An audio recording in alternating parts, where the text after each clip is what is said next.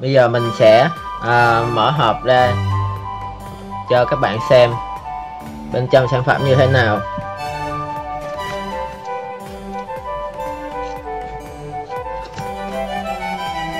Mình mới nhận được hàng,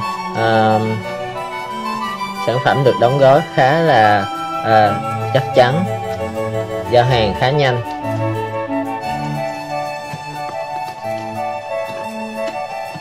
Đóng gói cẩn thận. Bên trong sẽ có phiếu bảo hành đây, bảo hộ lao động, dụng cụ y tế, lọc, thiết bị y tế nè. Đây là phiếu bảo hành thiết bị y tế được phân phối qua nhiều kênh bán hàng là Lotte, Lazada, Alibaba, Shopee, Sen Đỏ, cũng là nơi bán hàng, nhà cung cấp hàng khá lớn. Đây bên trong hộp sản phẩm được đóng gói cẩn thận nè, để trong mút xốp. Đây là hộp sản phẩm máy đo huyết áp bắp tay ôm rong của mình đây. Bao bì khá là đẹp luôn, máy mới 100%.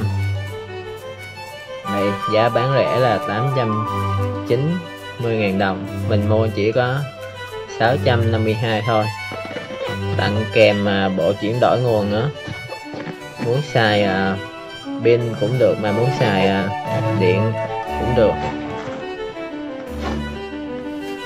Hộp khá đẹp.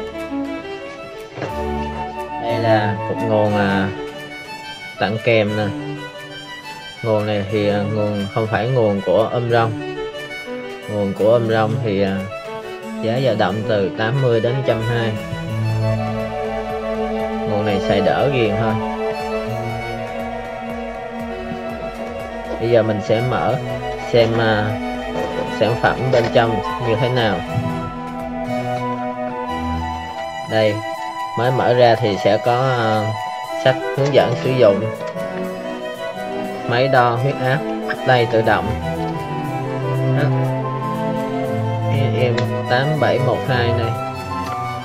Máy cũng khá nhỏ gọn, có đầy đủ hướng dẫn bằng tiếng Việt nha các bạn. Chúng ta cần đọc sơ qua rồi để sử dụng cho đúng. Bắt đầu đo như thế nào sẽ bỏ qua một bên. Đây là cái phụ kiện đây để quấn vô bắp tay để đo.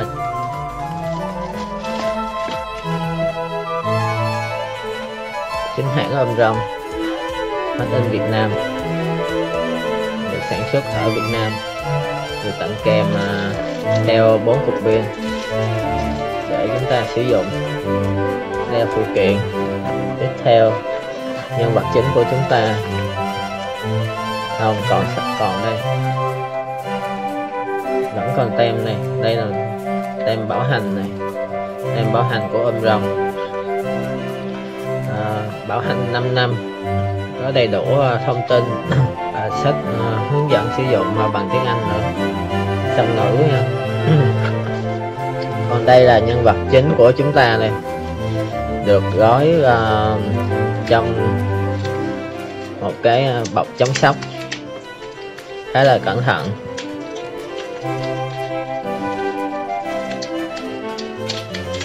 Đây, mình sẽ mở ra cho mọi người xem. Máy khá là đẹp luôn, được gia công rất là hoàn thiện, chi tiết cao, gia công ôm rong mà máy rất là đẹp luôn. Độ đo chắc cũng khá chính xác hơn là những máy khác.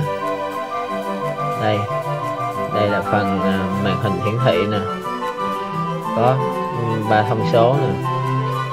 Đây nút start stop đây. Đây là chỗ cổng để gắn đo bắp tay. Phía dưới của chúng ta là để gắn 4 cục pin đây, 4 cục pin 2A.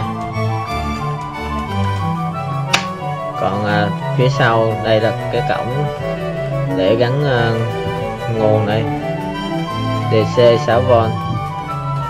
Máy khá nhỏ gọn, hoàn thiện chi tiết khá là tốt. Bây giờ mình sẽ gắn pin vào để đo thử cho mọi người xem.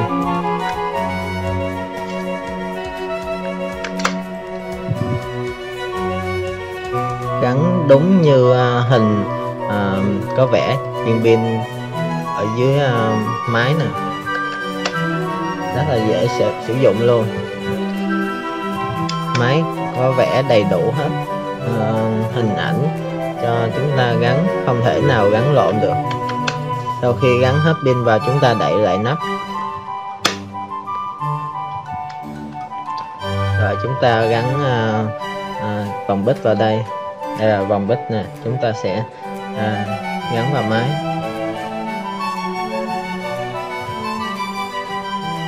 Rồi nhấn sát vào là ok. Rồi chúng ta sẽ đo thôi. Bây giờ mình sẽ thử cho mọi người xem. Đầu tiên là chúng ta phải luồn tay vào vòng bích cho lên tới bắp tay luôn. Lên tới bắp tay. Rồi chúng ta cố định lại. Đặt tay xuống. Sát để nối.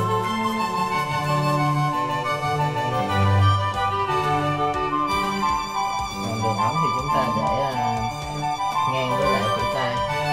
Sau đó chúng ta sẽ bấm start để bắt đầu đo